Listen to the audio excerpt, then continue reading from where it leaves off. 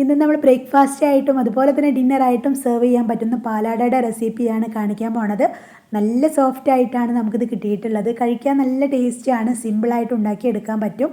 നല്ല തിന്നായിട്ടാണ് ഇത് ഉണ്ടാവുക. അപ്പോൾ ഇതെങ്ങനെയാണ് സിമ്പിളായിട്ട് വെറൈറ്റി ആയിട്ട് നമ്മൾ ഉണ്ടാക്കിയെടുത്തത് എന്ന് നോക്കാം.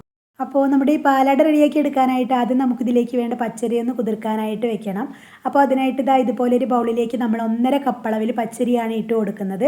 ഇനി ഇത് നന്നായിട്ടൊന്ന് കഴുകിയെടുത്തതിന് ശേഷം കുറച്ച് വെള്ളം ഒഴിച്ചിട്ട് അടച്ച് വെച്ച് ഒരു 4-5 മണിക്കൂർ ഒന്ന് കുതിർക്കാനായിട്ട് മാറ്റി വയ്ക്കുകയാണ്. നമ്മളിപ്പോൾ തലേദിവസം രാത്രിയായിരുന്നു അരി കുതിർക്കാനായിട്ട് വെച്ചിട്ടുണ്ടായിരുന്നു. ഇപ്പോൾ രാവിലെ ആയപ്പോഴേക്കും അരിയല്ലാതെ നന്നായിട്ട് കുതിർന്ന് റെഡിയായി വന്നിട്ടുണ്ട്. ഇനി വീണ്ടും ഇത് 2-3 പ്രാവശ്യം ഒന്ന് കഴുകിയെടുത്തിട്ട് ഇതിലെ വെള്ളമൊക്കെ നന്നായിട്ടൊന്ന് ഡ്രെയിൻ ചെയ്ത് കളയുക. എന്നിട്ട് നമുക്കിത് അരച്ചിട്ടെടുക്കാം. അപ്പോൾ അരയ്ക്കാനായിട്ട് നമ്മൾ മിക്സിയുടെ ജാർ എടുത്തിട്ട് ഡ്രെയിൻ ചെയ്ത് വെച്ചിട്ടുള്ള അരി ഫുള്ളായിട്ട് ഇതിലേക്ക് ഇട്ട് കൊടുക്കുകയാണ്.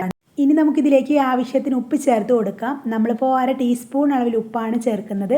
പിന്നെ വേണ്ടത് നല്ല കട്ടിയായിട്ടുള്ള തേങ്ങാപ്പാലാണ്. നമ്മളിപ്പോൾ ഒരു തേങ്ങയുടെ പാൽ നന്നായിട്ട് കട്ടിയായിട്ട് പിഴിഞ്ഞ് റെഡിയാക്കി വെച്ചിട്ടുണ്ടായിരുന്നു. അതൊരു പകുതിയോളം ഇതിലേക്ക് ഒഴിച്ചിട്ട് നന്നായിട്ടൊന്ന് അരച്ചെടുത്തു. ഇനി ഇത് ചെറുതായിട്ടൊന്ന് ചൂടാറാനായിട്ട് മാറ്റി വയ്ക്കുക. ചെറുതായിട്ട് ചൂടാറിയതിന് ശേഷം നമുക്ക് ഒരു മുട്ട പൊട്ടിച്ച് ഒഴിച്ചു കൊടുക്കാം. പിന്നെ ബാലൻസ് വന്നിട്ടുള്ള തേങ്ങാപ്പാൽ ഒരു 1/4 ഭാഗത്തോളം വീണ്ടും ഒഴിക്കുകയാണ്. എന്നിട്ട് മിക്സിയുടെ ജാറ് വീണ്ടും അടച്ച് വെച്ചിട്ട് വീണ്ടും ചെറുതായിട്ടൊന്ന് ബ്ലെൻഡ് ചെയ്യുക. എന്നിട്ട് ഇതുപോലെ ഒരു ബൗളിലേക്ക് നമുക്ക് ഒഴിക്കാം. നമ്മുടെ ഈ പാലാടയുടെ ബാറ്റർ ഒരുപാട് തിക്കായിട്ടല്ല ഉണ്ടാവുക, നല്ല ലൂസായിട്ടാണ് ഉണ്ടാവുക.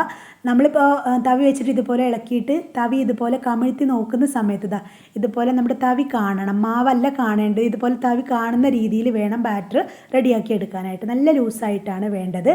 ഇനി നമ്മൾ നല്ല ചൂടായ പാനിലേക്ക് ഒരു തവി ബാറ്റർ ഒഴിച്ചിട്ട് പാൻ പൊക്കിയിട്ട് ഇതുപോലെ പതിയെ റൊട്ടേറ്റ് ചെയ്ത് കൊടുക്കുക. ഫ്ലെയിമിൽ വെക്കാതെ വേണം കേട്ടോ റൊട്ടേറ്റ് ചെയ്ത് കൊടുക്കാനായിട്ട്.